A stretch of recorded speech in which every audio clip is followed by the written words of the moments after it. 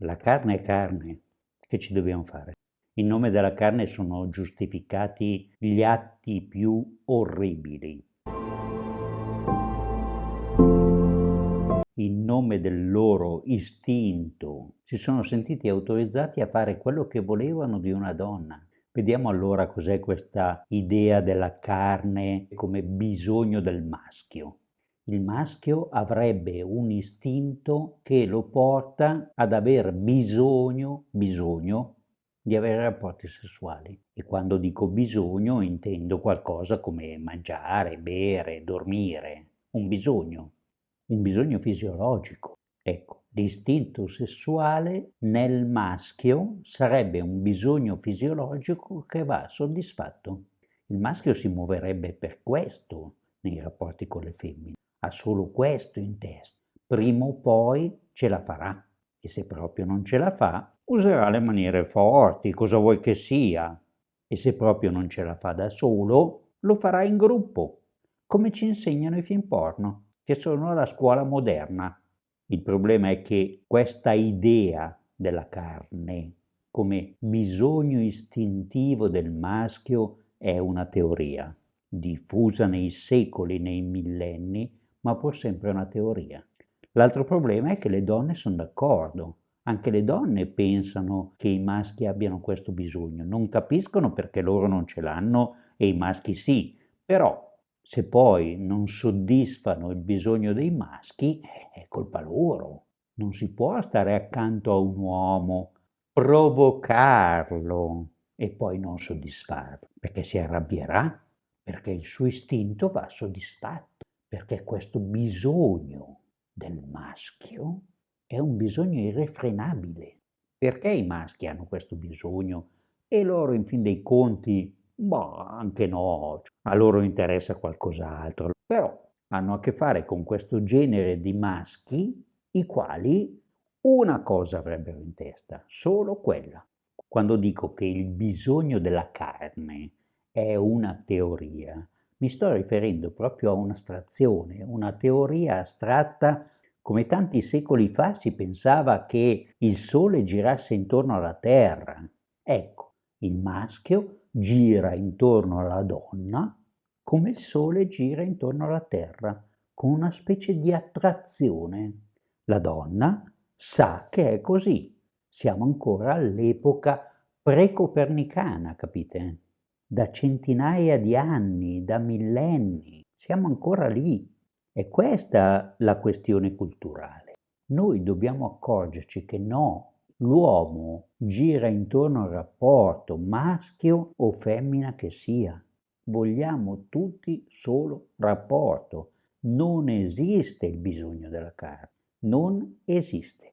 Ma una volta che noi abbiamo detto che esiste, a questo punto lo sentiamo. Esiste come? Ed è forte. Ci hanno convinto che è così e noi ne abbiamo una convinzione granitica. Quanta gente si arrabbierà per questo video?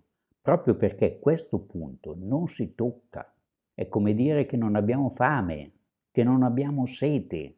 Questa convinzione che muove tutti i maschi e muove di conseguenza anche le femmine, è un'astrazione che muove il mondo. Guardate che le astrazioni, le teorie muovono il mondo. C'è un'enorme campagna pubblicitaria intorno a questa cosa che va avanti da sempre, a tutti i livelli. Se la scuola superiore, per così dire, il liceo di questo istinto della carne è il film porno, beh, l'università è tutto il resto.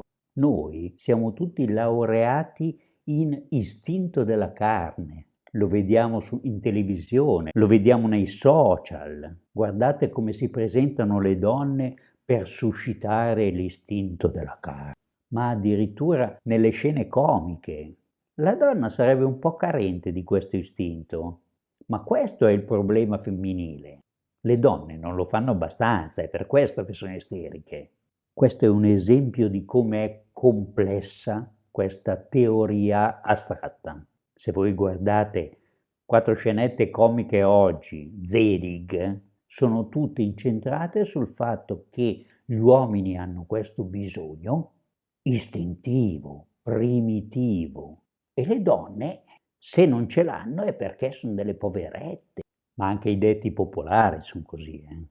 Tutti sappiamo qual è il detto su che cosa muove il mondo, su cosa tira di più di un carro di buoi. Vedete la potenza dell'astrazione. Muove proprio il mondo. Ma c'è un ennesimo problema. Se è un bisogno, il maschio ne ha diritto, come il bisogno di mangiare. Sei aggredito a una donna perché avevi bisogno istintivo, sei giustificato.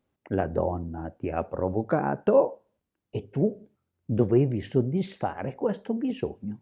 Il fatto di essere giustificato vuol dire che non importa nulla della volontà dell'altra persona. Non importa se questa donna vuole o non vuole, ci sta o non ci sta, le interessa o non le interessa. L'importante è soddisfare il bisogno, è un tuo diritto. Siamo finiti qui e le donne lo assecondano e se non lo assecondano sono colpevoli.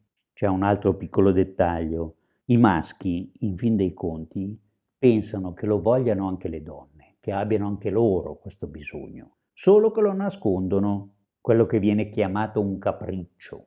Se questo bisogno ce l'ha il maschio, è un suo diritto. Se ce l'ha una donna, è una poco di buono, come dicono oggi per essere politicamente corretti. Questo meccanismo si chiama proiezione, cioè il maschio proietta sulla donna un'idea che è solo nella sua testa e giustifica la sua azione. Lo voleva anche lei, lo nasconde, ma lo vuole anche lei. Anche le donne hanno tanta voglia di farlo. Se non lo fanno sono delle represse. Noi maschi libereremo le donne da questa repressione. È una grande battaglia per salvarle. Capite dove è finito il delirio? Concludo subito.